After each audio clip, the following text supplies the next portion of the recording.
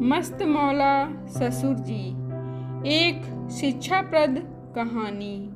सासों की कहानियाँ तो बहुत पढ़ी व सुनी होंगी, लेकिन ये ससुर जी सासों को भी पीछे छोड़ देंगे।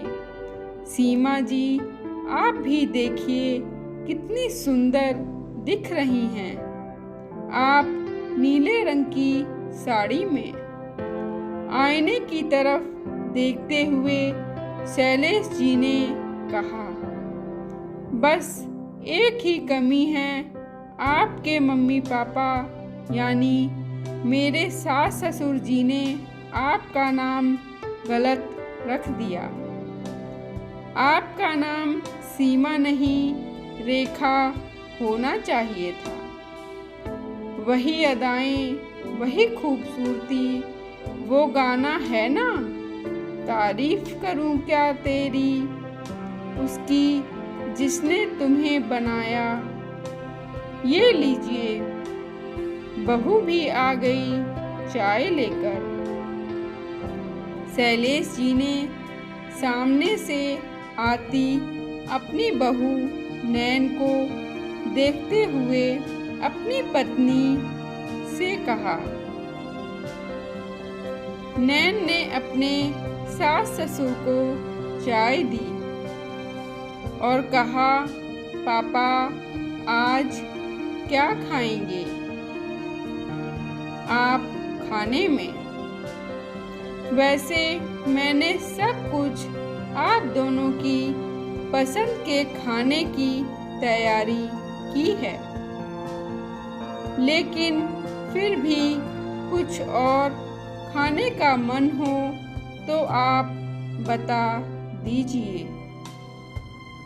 शैलेश जी, तो सीमा जी क्या खाएंगी आप बताइए, बता भी दीजिए। बहू, तुमने जो सोचा है वही बना लो, हम खा लेंगे।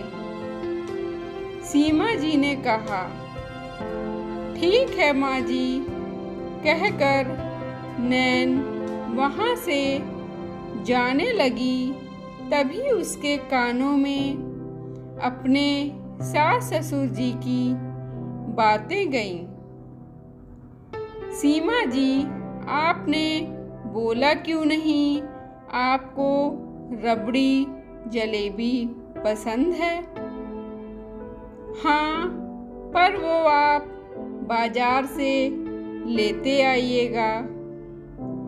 जलेबी और रबड़ी बनाने में समय और मेहनत दोनों ज़्यादा लगते हैं और अकेले बहू थक जाएगी, और मैं तो किसी लायक रही नहीं। कहते कहते सीमा जी का गला रुंध हो गया और आंखों से आंसू निकलकर गालों पर ढलक गए। नैन ने सिर्फ उनकी कमरे के बाहर से इतनी बात सुनी और कमरे में आ गई। नैन की शादी सीमा जी के इकलौते बेटे अमन से हुई थी। अभी ससुराल में आए उसको सिर्फ 2 साल ही हुए थे। वैसे तो उसको कोई तकलीफ नहीं थी, लेकिन अमन बिजनेस के सिलसिले में अक्सर ही बाहर अपने कामों में व्यस्त रहता, जबकि नैन चाहती थी कि अमन उसके साथ बैठकर सुकून से प्यार के 2 पल बिताए।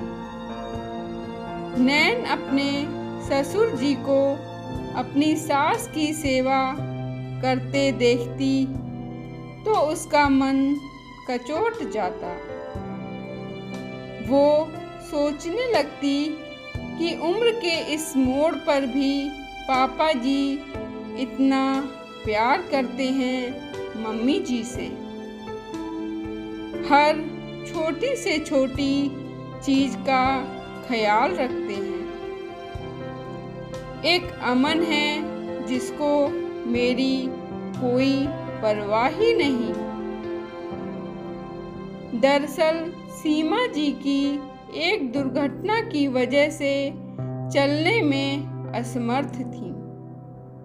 वो व्हील चेयर पर शैलेश जी के सहारे ही हर काम कर पाती थी और शैलेश जी भी उनका उतना ही ख्याल रखते थे।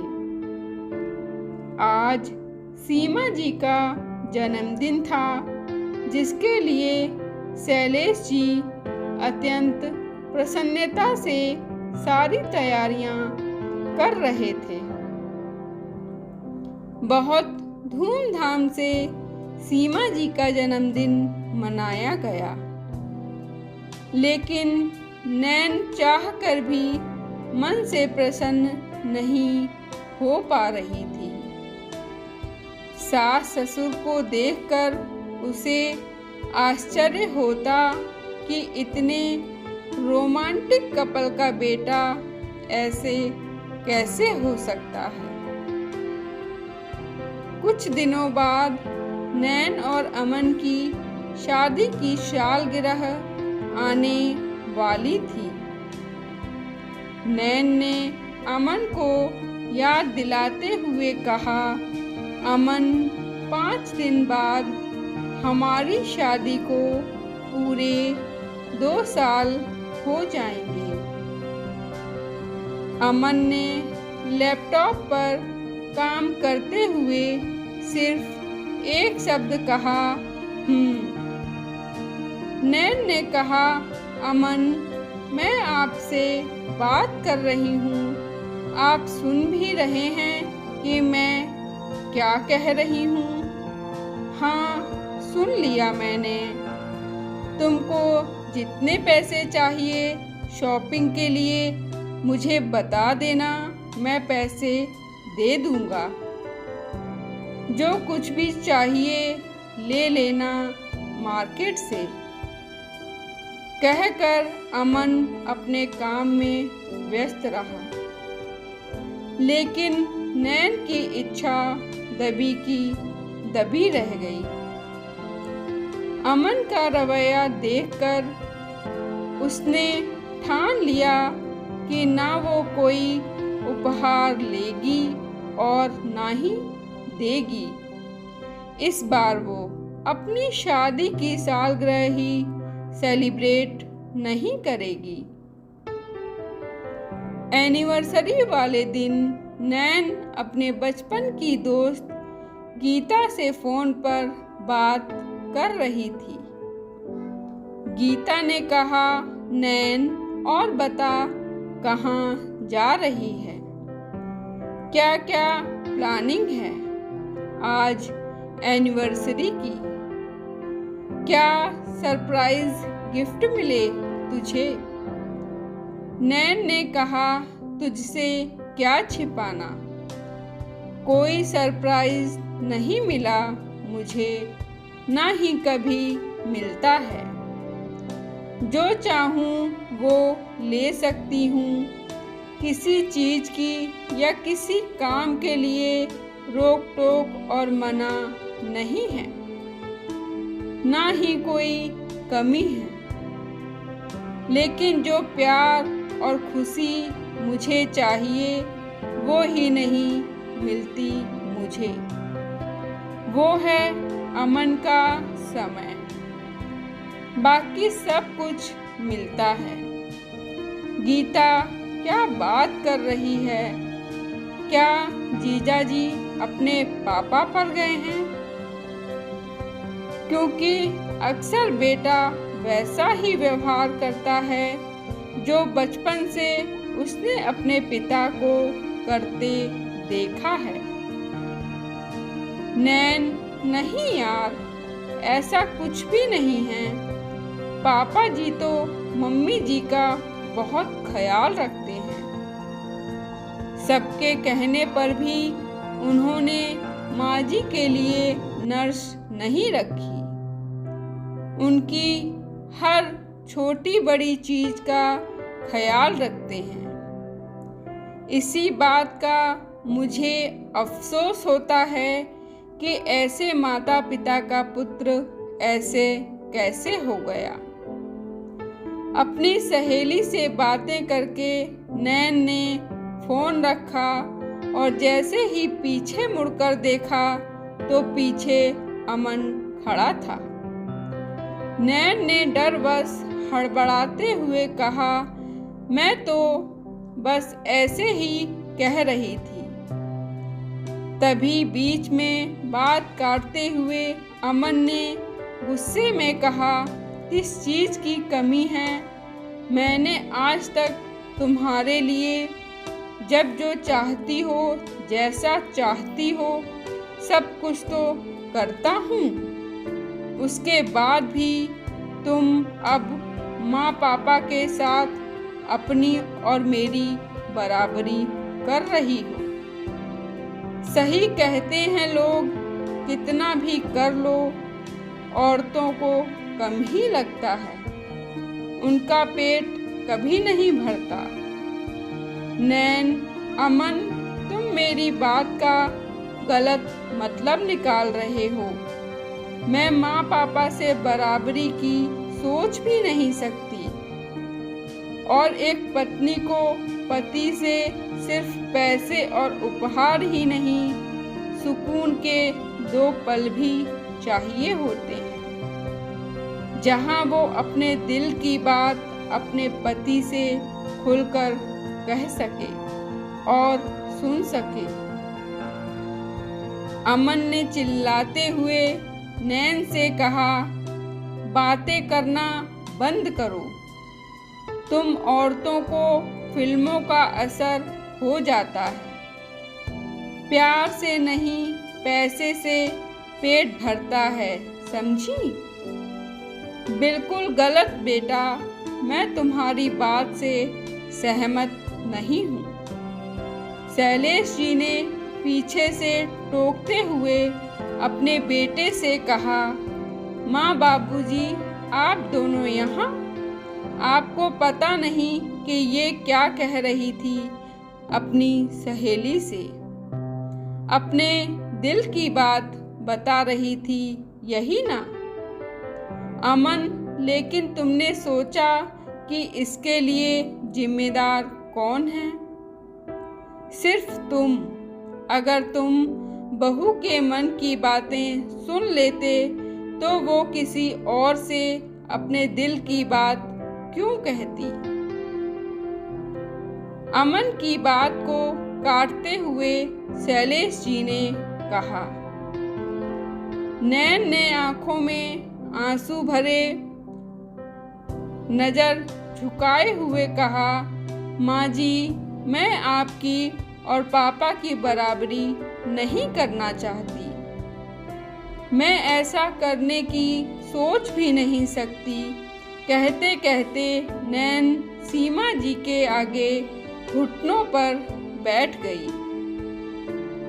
सीमा जी ने नैन को अपने पास हाथों के इशारों से आने के लिए कहा और नैन का सिर अपनी गोद में रखते हुए कहा, जानती हूँ बहू, तुम गलत नहीं हो। तुम्हारे एहसास मैं समझती हूँ। जानती हूँ कि पत्नी को सबसे पहले उसके पति का प्यार और साथ चाहिए। शैलेश जी, अमन, तुम नहीं जानते हो, बिजनेस को देखने और पैसे कमाने के चक्कर में मैंने अपनी जिंदगी में क्या क्या खोया है। इसका एहसास मुझे आज होता है और हमेशा अफसोस भी किया है। आज पैसे और शोहरत पाने की जिद ने तुम्हारी माँ की ये हालत कर दी है। तुम्हें नहीं पता, तुम तब हॉस्टल में थे, इसलिए बहू के साथ साथ तुम भी ये सच जान लो कि उस दिन एक्सीडेंट मेरे गुस्से की वजह से ही हुआ था। एक समय में नैन के जैसे शिकायत तुम्हारी माँ ने भी की थी। बस कीजिए, आप क्यों पुरानी बातें लेकर बैठ गए हैं? जो बीत गया वो बीत गया। बेटा, तुमको बिजनेस के साथ साथ बहू को भी समय देना चाहिए, शैलेश जी ने कहा। नहीं सीमा जी, आज इन दोनों का सच जानना बहुत जरूरी है। अमन, तुम्हारी माँ ने जब ये कहा कि मुझे तुम्हारे साथ अकेले सुकून के 2 पल चाहिए, उस दिन मैंने गुस्से में उनका हाथ घसीटते हुए अपने साथ गाड़ी में घुमाने लेकर जाने लगा। गाड़ी तेज रफ्तार में थी। सीमा जी बोले जा रही थी, गाड़ी धीरे चलाइए। मुझे खुद की नहीं लेकिन आपकी चिंता है, कहीं कोई अनहोनी ना हो जाए। भगवान मेरे सुहाग की रक्षा करना।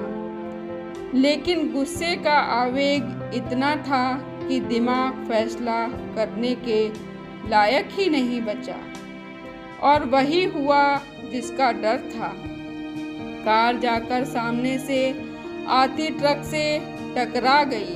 टक्कर इतनी तेज थी कि हम दोनों अस्पताल कैसे गए ये तक याद नहीं। लेकिन मेरे होश में आने के बाद पता चला कि सीमा की हालत बहुत नाजुक है। बच भी गई तो कभी अपने पैरों पर खड़ी नहीं हो पाएंगी। पूरे 1 साल लगे सीमा जी को कोमा से बाहर आने में, और मैं तब तक टूट चुका था, क्योंकि इस बिजनेस की नींव सीमा ने ही रखी थी। घर का कोना कोना खाली खाली दीवारें खाने को दौड़ती, महंगे महंगे फर्नीचर मुझ पर हंसते। Please like, comment and share and subscribe my channel please. हंसते हुए कहते हैं कि क्यों उदास हो तुम, तो यही चाहते थे। तुम तो पैसे से सब कुछ खरीद सकते हो, तो खरीद लो अपनी पत्नी, अपने पहले प्यार सीमा की जिंदगी। बचा लो उसे। मैंने देश विदेश ऐसी कोई जगह नहीं छोड़ी, जहाँ भी उम्मीद दिखी भागता गया। जिसने जितना जब जैसे कहा मैंने पैसा खर्च किया, लेकिन तुम्हारी माँ को खड़ा नहीं कर पाया। बहू, मैंने प्यार, समय, सुकून और पैसे के बीच का अंतर तब जाना जब बहुत कुछ खो चुका था, जिसकी कीमत सीमा जी ने चुकाई। पैसा जिंदगी के लिए ज़रूरत तो है, लेकिन पैसा जिंदगी नहीं है, और हम इसके बीच बारीक अंतर को समय रहते नहीं समझ पाते, जो कि बेहद दुखद है। नैन और अमन मूक बने सब कुछ सुन रहे थे। दोनों की आंखों से झरझर आंसू गिरने लगे। तब शैलेश जी ने कहा, बेटा, बहू पति पत्नी के रिश्ते में पहले प्यार और सम्मान, फिर पैसा होना चाहिए। जो गलती मैंने की वो तुम लोग मत करो। गुस्से और झगड़े से समस्या सुलझती नहीं बल्कि बिगड़ जाती है। नैन को सासू माँ की कुर्बानी और अमन को अपनी गलती दोनों का एहसास हो चुका था। दोनों झुकी निगाहों से एक दूसरे को देख रहे थे। तभी सीमा जी ने हंसते हुए कहा, अरे अमन, तुझे मैंने आज जल्दी यहाँ रोने धोने के लिए थोड़ी ना बुलाया था। ये देखो गोवा की टिकट तुम दोनों के लिए। अब दोनों अपने सामान पैक करो, रात की फ्लाइट भी है। वैसे आज तो सिर्फ विवाह हुआ है, मिलन का दिन तो कल का है। क्यों बहू? नैन सीमा जी के मजाक को सुनकर मुस्कुराते हुए शर्मा के उनसे गले लग गई। धन्यवाद दोस्तों। आपको मेरी कहानी कैसी लगी कमेंट बॉक्स में कमेंट जरूर करें और कृपया हमारे चैनल को लाइक करें, शेयर करें, सब्सक्राइब करें। धन्यवाद।